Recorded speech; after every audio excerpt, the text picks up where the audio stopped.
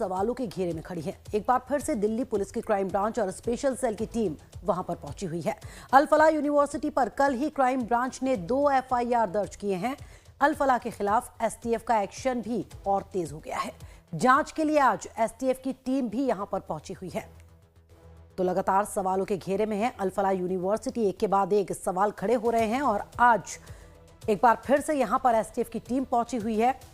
Delhi blast से जुड़ी है इसकी कड़ी, जिसके बाद एक्शन अल फलाह यूनिवर्सिटी पर और ज्यादा तेज होता दिखाई दे रहा है। तो क्राइम ब्रांच और STF की टीम यहां पर पहुंची हुई है। जांच लगातार जारी है। जिस तरह से जांच में तमाम चीजें सामने आई है, उसके बाद लगातार यूनिवर्सिटी पर सवाल खड़े हो रहे हैं। तो अब STF की टीम भी यहां पर पहुंच गई है। जांच लगातार जारी है। इससे पहले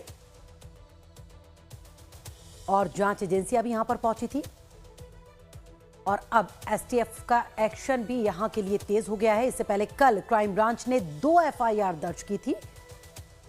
यानी लगातार सवालों के घेरे में अल फलाह यूनिवर्सिटी और अब यूनिवर्सिटी के खिलाफ बड़ा एक्शन लिया जा रहा है। STF की टीम भी यहां पर पहुंच गई है।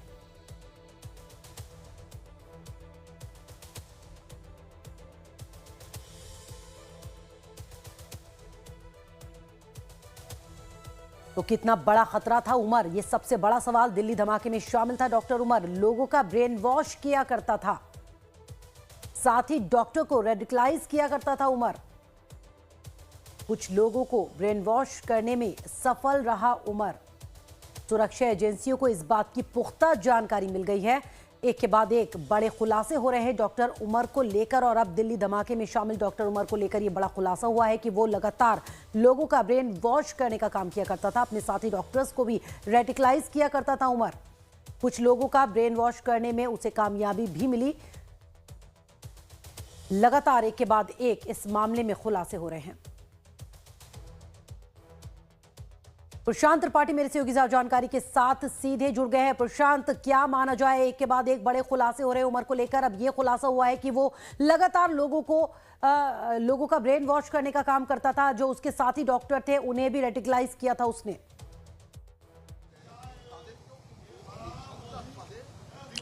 बिल्कुल, देखिए उमर के संपर्क में जो भी लोग थे उनको किस तरह से वो मोटिवेट करने की कोशिश करता था और जाहिर है इसी पे अब पूरा फोकस है। और शायद यही वजह है कि क्राइम ब्रांच ने कल अल फलाह यूनिवर्सिटी, जिसके सामने इस वक्त मैं खड़ा हूं, 2 FIR दर्ज किए हैं। पहला षड्यंत्र रचा गया और दूसरा पूरे कारनामे को अंजाम दिया गया।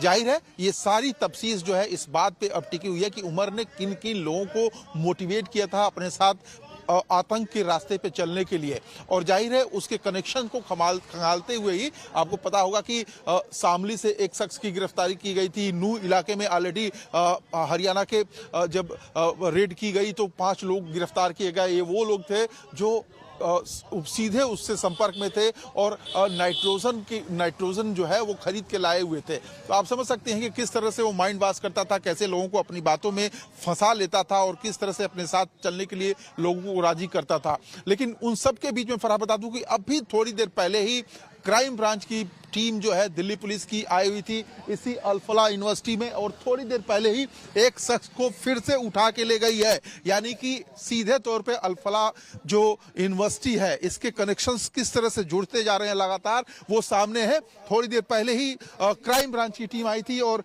हरियाणा की पुलिस भी आई थी साथ में और इसी यूनिवर्सिटी से एक शख्स को उठा के ले गई है। जाहिर है इस यूनिवर्सिटी का कनेक्शन किस तरह लेवल पे है कि यहाँ पे पढ़े हुए जो इंटर्न डॉक्टर्स थे वो दूसरी जगह डॉक्टरी अगर करने गए, दूसरी जगह एज ए प्रोफेशन उन्होंने डॉक्टरी चुना तो वो भी कहीं न कहीं उमर और जो डॉक्टर अल्फाज था उसके कनेक्शन में थे। और जाहिर है ये कनेक्शंस लगातार खंगाले जा रहे हैं और इन कनेक्शन को खंगालने के लिए ही लगातार FIR भी किया है। चूंकि NIA तो इस पूरे मामले की जांच कर ही रही है लेकिन स्पेशल सेल उसकी हेल्प कर रही है, क्राइम ब्रांच उसकी हेल्प कर रही है और अपनी तरफ से क्राइम ब्रांच ने 2 FIR कल ही दर्ज किया है और उसी के मकसद से ये पूरी जांच जो है वो सब कुछ से हो रहा है। तो आप समझ सकते हैं कि अल्फला के जो कनेक्शंस हैं वो लगातार सामने आ रहे हैं और इससे जुड़े जितने भी लोग हैं इस वाइट कॉलर टेरर मॉड्यूल में, उन सबको खंगाला जा रहा है। और अब तक इस यूनिवर्सिटी से लिंकअप 7 लोग, समझ सकती हैं आपकी,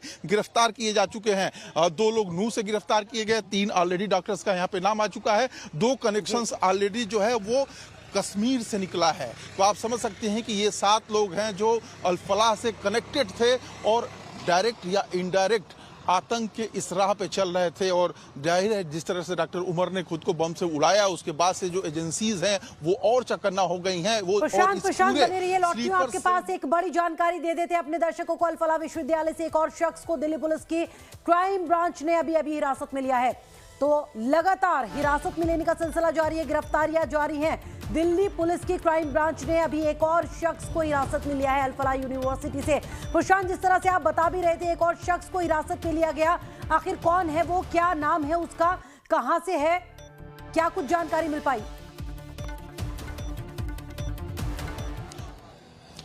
देखिए, अल्फला यूनिवर्सिटी पे लगातार जो है वो दिल्ली पुलिस का आना जाना लगा हुआ है और हर 3 घंटे पे आती है, इन्वेस्टिगेट करती है, लोगों से पूछताछ करती है। लेकिन अब तक जो परसों देखा गया था, यानी 2 दिन पहले 7 लोगों को हिरासत में लिया गया था, जिसमें से 2 के कनेक्शंस निकाल के बाकी लोगों को छोड़ दिया गया था। लेकिन इस समय फिर एक शख्स को हिरासत में लिया गया है। अब ये कर्मचारी है या यहाँ का प्रोफेसर है, वो देखने वाली बात होगी। उसकी डिटेल्स थोड़ी देर में बाहर जरूर आएगी।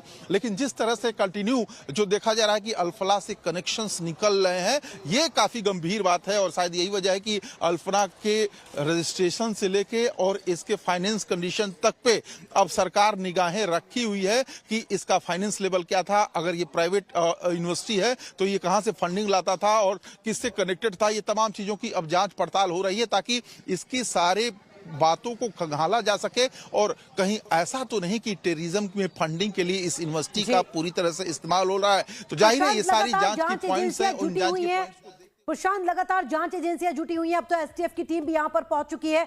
क्या अभी तक पता लग पाया कि आखिर फाइनेंस कहां से हो रहा था इसको?